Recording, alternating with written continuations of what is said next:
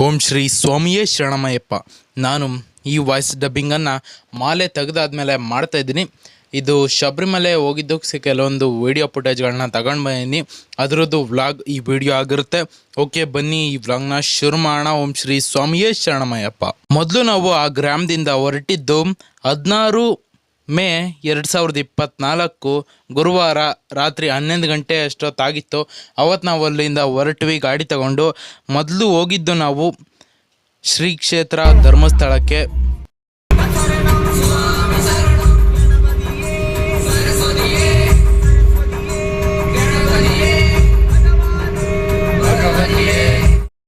ಮೊದಲು ನಾವು ಹೋಗಿದ್ದು ಧರ್ಮಸ್ಥಳಕ್ಕೆ. ಮೊದಲು ಧರ್ಮಸ್ಥಳಕ್ಕೆ ಹೋಗಿ ಅಲ್ಲಿ ರಶ್ ಇತ್ತು, ಆದರೂ ದರ್ಶನ ಮಾಡಿಕೊಂಡು ಅಲ್ಲಿಂದ ಮತ್ತೆ ಗಾಡಿ ಬಿಟ್ವಿ. ಮೊದಲು ನಾವು ಧರ್ಮಸ್ಥಳನ ಮುಗಿಸ್ಕೊಂಡು 1 ಗಂಟೆ ಗಣಪತಿ ದೇವಸ್ಥಾನಕ್ಕೆ ಹೋದ್ವಿ. ಅಲ್ಲಿ ತುಂಬ ಗಂಟೆಗಳನ್ನ ದೇವ್ರ ಹತ್ರ ಕಟ್ಟಿರ್ತಾರೆ. ಅಲ್ಲೆಲ್ಲ ಹೋಗಿ ಗಣಪತಿ ದರ್ಶನ ಪಡ್ಕೊಂಡು ಒಂದು ಸೆಲ್ಫಿ ಕೂಡ ಹೊಡ್ಕೊಂಡು ಮುಂದೆ ಪಯಣನ ಬೆಳೆಸಿದ್ವಿ. ಹಾಗೆ ನೆಕ್ಸ್ಟ್ ಹೋಗಿದ್ದು ಸುಬ್ರಹ್ಮಣ್ಯ ಸ್ವಾಮಿ ದೇವಸ್ಥಾನಕ್ಕೆ. ಅಲ್ಲಿ ಒಳಗಡೆ ಫೋಟೋ ಗಿಟೋ ಅಲವ್ ಇರಲಿಲ್ಲ, ಹಾಗೆ ಇಲ್ಲೇ ಹೊರಗಡೆ ವಿಡಿಯೋ ಮಾಡ್ಕೊಂಡು ಹೋಗಿರೋದಷ್ಟೇ. ಹಾಗೆ ಒಳಗೋಗಿ ಅಲ್ಲೂ ಕೂಡ ದರ್ಶನ ಆಯಿತು, ದೇವರ ದರ್ಶನ ಆಯಿತು, ಮುಗಿಸ್ಕೊಂಡು ಹೋಯ್ತು. ಸುಬ್ರಹ್ಮಣ್ಯ ಸ್ವಾಮಿ ದೇವಸ್ಥಾನ ಮುಗಿಸ್ಕೊಂಡು ಅಲ್ಲಿಂದ ಗಾಡಿ ಎತ್ತಿ ಆಮೇಲೆ ಎದ್ದು ನೋಡಿದರೆ ಆಲೆ ಎಲ್ಲ ಬೋರ್ಡ್ಗಳು ಮಲಯಾಳಮಲ್ಲಿದ್ವು. ಆಲೆ ಕನ್ಫ್ಯೂಸ್ ಆಗಿ ಮ್ಯಾಪ್ ಚೆಕ್ ಮಾಡಿದಾಗ ಗೊತ್ತಾಯಿತು ನಾವು ಈಗಾಗಲೇ ಕೇರಳಕ್ಕೆ ಬಂದಿದ್ದೀವಿ ಅಂತ. ನನ್ನ ಸ್ವಲ್ಪ ನಿದ್ದೆ ಮಾಡೋಣ ಅಂತ ಮಲ್ಕೊಂಡೆ ಗುರು. ಆಲೆ ಕೇರಳಕ್ಕೆ ಬಂದುಬಿಟ್ಟಿದ್ದೀವಿ. ಆಮೇಲೆ ಅಲ್ಲಿ ಹಿಡ್ಕೊಂಡು ಕೇರಳದಲ್ಲಿ ಫೇಮಸ್ ಆಗಿರೋ ಎಳ್ನೀರನ್ನ ಕುಡ್ಕೊಂಡು ಕಬ್ನಲ್ಲಿ ಕುಡ್ಕೊಂಡು ಆಮೇಲೆ ಗಾಡಿ ಹತ್ತಿ ಹೋಗ್ಬೇಕಾದ್ರೆ ಮಳೆ ಬಂತು. ಆ ಮಳೆಗೂ ಹಾಕಿರೋ ಅಯ್ಯಪ್ಪ ಸ್ವಾಮಿ ಹಾಡಿಗೂ ಒಳ್ಳೆ ಫೀಲ್ ಆಯಿತು. ಆಮೇಲೆ ನಮ್ಮ ಪಯಣನ ಮುಂದುವರಿಸಿದ್ವಿ. ಆಮೇಲೆ ಶನಿವಾರ ಒಂದು ಮಧ್ಯರಾತ್ರಿ 2 ಗಂಟೆ ಆಗಿತ್ತು. ಗಾಡಿಯಿಂದ ಇಳ್ಕೊಂಡು ಎಲ್ಲ ಸ್ವಾಮಿಗಳಿಗೂ ಬಣ್ಣ ಹಾಕ್ತಾರೆ. ಬಣ್ಣ ಹಾಕ್ಸ್ಕೊಂಡು ಹಾಗೆ ನಾವು ಕಮನ್ಯ ಸ್ವಾಮಿ ಆಗಿರೋದ್ರಿಂದ ಕೈಗೆ ಒಂದು ಬಾಣನ ಕಟ್ತಾರೆ, ತಲೆಗೇನೋ ಕಟ್ತಾರೆ. ಅದನ್ನೆಲ್ಲ ಕಟ್ಟಿಸ್ಕೊಂಡು ಮುಂದೆ ಪಯಣನ ಬೆಳೆಸಿದ್ವಿ. ಹಾಗೆ ಅಲ್ಲಿ ಹೋಗಿ ಸ್ನಾನ ಮಾಡಿಕೊಂಡು ಒಂದು ಕಾಯಿ ಹೊಡೆದು ಮೆಣಸಿನ್ಕಾಳನ್ನೇನೋ ಕೊಡ್ತಾರೆ. ಅದಾದ ಒಂದು ಬಾಕ್ಸಲ್ಲಿ ಮೆಣಸಿನ್ಕಾಳು ಹಾಕೋಕೆ ಹೇಳ್ತಾರೆ. ಅದೆಲ್ಲ ಹಾಕಿ ಎಲ್ಲ ಮುಗಿಸ್ಕೊಂಡು ಬಂದು ಪೂಜೆ ಎಲ್ಲ ಆದಮೇಲೆ ಮತ್ತೆ ಗಾಡಿ ಎತ್ತಿ ಶಬರಿಮಲೈ ಕಡೆಗೆ ಹೊರಟ್ವಿ. ಆಮೇಲೆ ಶಬರಿಮಲೈ ಕಡೆ ಹೋಗಿ ಅಲ್ಲಿ ಪಂಪನಲ್ಲಿ ಇಳ್ಕೊಂಡು ಇರುಮುಡಿ ಚಾನೆಲ್ಲ ಕೆಳಗೆ ಇಳಿಸ್ಕೊಂಡು ಆಯಿತು. ಅದಾದಮೇಲೆ ನಾವು ಪಂಪಾ ನದಿ ಕಡೆ ಹೋಗಿ ಸ್ನಾನ ಮಾಡಿ ಅದಾದಮೇಲೆ ಇರುಮುಡಿ ಚಾನೆಲ್ಲ ಪೂಜೆ ಮಾಡಿಕೊಂಡು ಇರುಮುಡಿ ಚಾನೆಲ್ಲ ಒತ್ಕೊಂಡು ಶಬರಿಮಲೈ ಕಡೆ ಪಯಣನ ಬೆಳೆಸಿದ್ವಿ. ಎಷ್ಟೇ ಕಷ್ಟ ಆದರೂ ಪರವಾಗಿಲ್ಲ, ಅಯ್ಯಪ್ಪನ ದರ್ಶನ ಪಡ್ಕಲೇಬೇಕು ಅಂತ ಶಬರಿಮಲೈ ಕಡೆ ಹೊರಟ್ವಿ.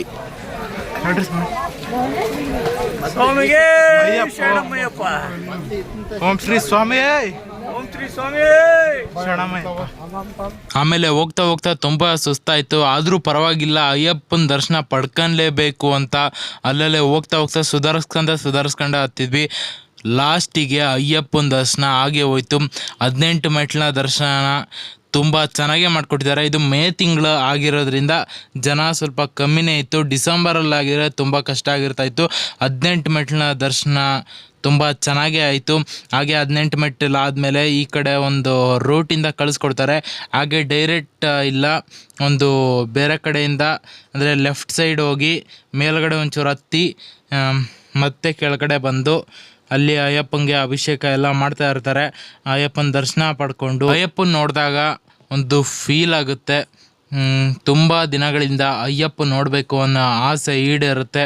ಹಾಗೆ ಆ ದೇವಸ್ಥಾನ ಎಲ್ಲ ನೋಡಿದಾಗ ತುಂಬ ಖುಷಿಯಾಗುತ್ತೆ. ಓಕೆ, ಮೇಲೆಲ್ಲ ಅಯ್ಯಪ್ಪನ ದರ್ಶನ ಎಲ್ಲ ಮಾಡಿಕೊಂಡು ಮತ್ತೆ ಕೆಳಗಡೆ ಹೋಗೋಣ ಅಂತ ಕೆಳಗಡೆ ಹೊರಡ್ತಾ ಇದ್ವಿ. ಹೋಗ್ಬೇಕಾದ್ರೆ ಒಂದು 2 ಸಲ ಸುಧಾರಿಸ್ಕೋಬೋದು ಅಷ್ಟೇ. ಆದರೆ ಹತ್ಬೇಕಾದ್ರೆ ಮಾತ್ರ ತುಂಬ ಸುಸ್ತಾಗುತ್ತೆ. ಇಳಿಬೇಕಾದ್ರೆ ಅಷ್ಟೇನು ಸುಸ್ತಾಗಲ್ಲ. ಒಂದು 2 ಸಲ ಸುಧಾರಿಸ್ಕೊಂಡು ಇಳಿಬೋದು ಆರಾಮಾಗೆ. ಹಾಗೆ ಹೇಳ್ಕೊತ ಬಂದು ಒಂದು ಸ್ವಲ್ಪ ಸ್ಪೀಡಾಗಿ ಇಳಿಯೋಣ ಅಂತ ಎಲ್ಲ ಸ್ವಾಮಿಗಳು ಮುಂದೆ ಬಂದ್ವಿ ನಾವೆಲ್ಲ. ಆದರೆ ಹೋಗ್ಬೇಕಾದ್ರೆ ಒಂದು ಕಿರಿಕಾಗ್ಬಿಡ್ತು. ಏನು ಅಂದರೆ ನಮ್ಮ ಫೋನಲ್ಲಿ ನೆಟ್ವರ್ಕ್ ಇರಲಿಲ್ಲ. ಅಲ್ಲಿ ಕೆಳಗಡೆ ಇಳಿದ ತಕ್ಷಣ ಮೇಲ್ಗಡೆ ನೆಟ್ವರ್ಕ್ ಇತ್ತು, ಕೆಳಗಡೆ ಇಳಿದ ತಕ್ಷಣ ನೆಟ್ವರ್ಕ್ ಇರಲಿಲ್ಲ. ಆ ಡ್ರೈವರ್ ಸ್ವಾಮಿ ಎಲ್ಲೋ ಬೇರೆ ಕಡೆ ಪಾರ್ಕಿಂಗ್ ಮಾಡಿದರು. ಅದಾದಮೇಲೆ ಅವ್ರನ್ನ ಹುಡ್ಕೊಂಡು ಹೊರಟ್ವಿ. ಅವ್ರ ಫೋನಲ್ಲೂ ನೆಟ್ವರ್ಕ್ ಇರಲಿಲ್ಲ, ನಮ್ಮ ಫೋನಲ್ಲೂ ನೆಟ್ವರ್ಕ್ ಇರಲಿಲ್ಲ. ಆಮೇಲೆ ಕೇರಳ ಬಸ್ ಹತ್ಕೊಂಡು ಶಿವ ಟೆಂಪಲ್ ಕಡೆ ಹೊರಟ್ವಿ. ಶಿವ ಟೆಂಪಲಲ್ಲಿ ಅನ್ನದಾಸೋಹ ನಡೀತಾಯಿತ್ತು. ಅಲ್ಲಿ ಊಟ ಮಾಡೋಣ ಅನ್ನಿಸಿಗೆ ನಾವು ಹೋಗೋ ಅಲ್ಲೆಲ್ಲ ಖಾಲಿ ಆಗಿಬಿಟ್ಟಿತ್ತು. ಆಮೇಲೆ ಮತ್ತೆ ಮತ್ತೆ ಹೆಂಗೋ ಗಾಡಿ ಹುಡ್ಕೊಂಡು ಬಂದು ಗಾಡಿ ಹತ್ತಿದ್ವಿ. ನಮ್ದೇನು ಪುಣ್ಯ ಅಂದರೆ ನಾವು ಬೆಳಗ್ಗೆನೇ ಹೋಗಿದ್ದಕ್ಕೆ ನಮಗೆ ದರ್ಶನ ತುಂಬ ಚೆನ್ನಾಗಾಯಿತು. ತುಂಬ ಬೆಳಗ್ಗೆನೇ 2 ಗಂಟೆ 1 ಗಂಟೆಗೇ ಹೋಗ್ಬಿಟ್ಟಿದ್ರು. ಅವ್ರು ಬರೋದನ್ನೂ ಕೂಡ ನೋಡ್ತಾ ಇದ್ವಿ.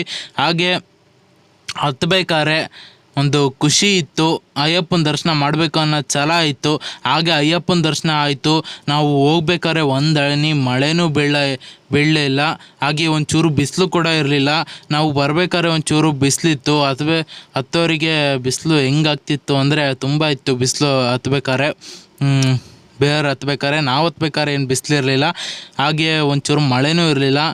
ಹಾಗೆ ನಾವು ಬಂದು ಗಾಡಿ ಹತ್ತಿದಾಗ ಮಳೆ ಶುರುವಾಯಿತು. ಮತ್ತು ಮಳೆಯಲ್ಲಿ ನಾವೆಲ್ಲೋ ಒಂದು ಕಡೆ ಹೋಗಿ ಅಲ್ಲಿ ಅಡುಗೆ ಮಾಡ್ಕೊಂಡು ಊಟ ಮಾಡಿ ಮತ್ತೆ ಗಾಡಿ ಹತ್ತಿದ್ವಿ. ಆಮೇಲೆ ಭಾನುವಾರ ಬೆಳಗ್ಗೆ ಒಂದು ಒಳ್ಳೆ ವ್ಯೂ ನೋಡಿದ್ವಿ.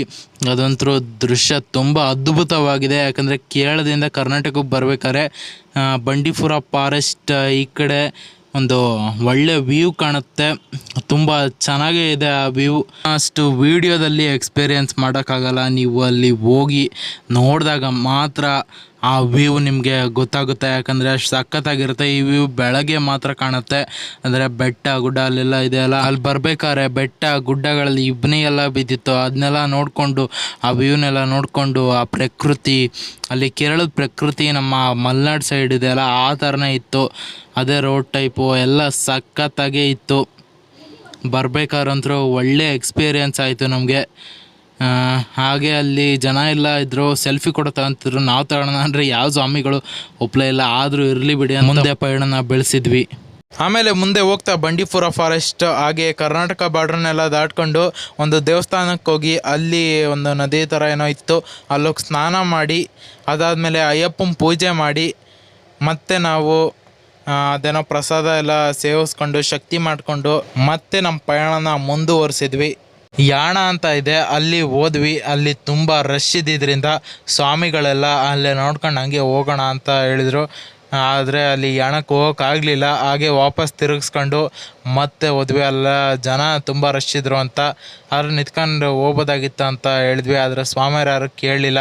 ಲೇಟ್ ಆಗುತ್ತೆ ಅಂತ ಹೊರಟೇ ಬಿಟ್ಟರು. ಆದರೂ ಪರವಾಗಿಲ್ಲ, ಇವ್ರು ಹೇಳ್ದಂಗೆ ಕೇಳಬೇಕಲ್ಲ, ಮಾಲೆ ಹಾಕಿದ್ದೀವಲ್ಲ ಅಂತ ಮತ್ತೆ ನಮ್ಮ ಊರಿಗೆ ಹೋಗೋ ಜರ್ನಿನ ಸ್ಟಾರ್ಟ್ ಮಾಡಿದ್ವಿ. ಟ್ರೈನ್ ಪಾಸ್ ಆಗುತ್ತೆ ಅಂತ ಗೇಟ್ ಹಾಕೋರೆ, ಇನ್ನೂ ಟ್ರೈನೇ ಹೋಗ್ತಾ ಇಲ್ಲ ಗುರು, ಕಾಯ್ತಾ ಇದ್ದೀವಿ ಆಗಲಿಲ್ಲ. ಆಮೇಲೆ ಟ್ರೈನ್ ಬರುತ್ತೆ ಅಂತ ಗಾಡಿನ ಸ್ಟಾಪ್ ಮಾಡಿದ್ರು. ನಮಗಂತೂ ಕಾದು ಸಾಕಾಗೋಯ್ತು. ಎಷ್ಟೋ ಥರ ಟ್ರೈನ್ ಬರಲೇ ಇಲ್ಲ. ಆಮೇಲೆ ಕಾದ ಮೇಲೂ ಟ್ರೈನ್ ಬಂತು. ಜಂಕ್ಷನ್ ಹತ್ರ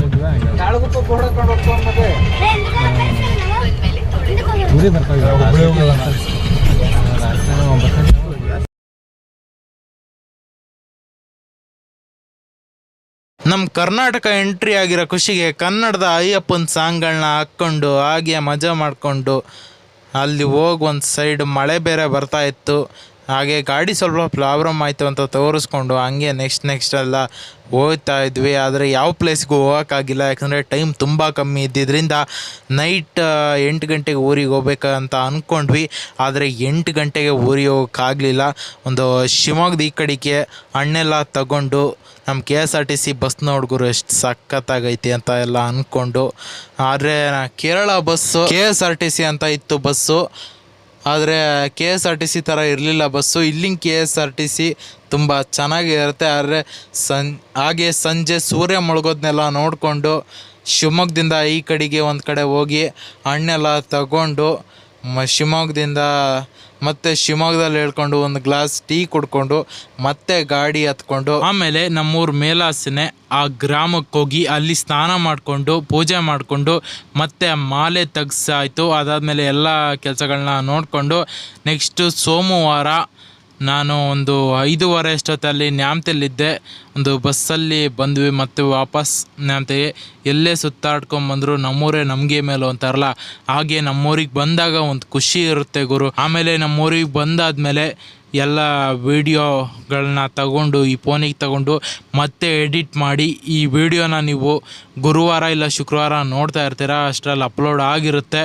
ನಾನು ಇದನ್ನು ಗುರುವಾರ ಎಡಿಟ್ ಮಾಡ್ತಾ ಇದ್ದೇನೆ, ಈಗಾಗಲೇ ಎಡಿಟ್ ಆಗ್ತಾ ಇದೆ. ಇದು ನನ್ನ ಶಬರಿಮಲೈ ಯಾತ್ರೆಯ ವಿಡಿಯೋ ಆಗಿತ್ತು. ಇಲ್ಲಿಗೆ ಈ ವಿಡಿಯೋನ ಮುಗಿಸ್ತಾ ಇದ್ದೀನಿ. ಓಂ ಶ್ರೀ ಸ್ವಾಮಿಯೇ ಶರಣಮಯ್ಯಪ್ಪ.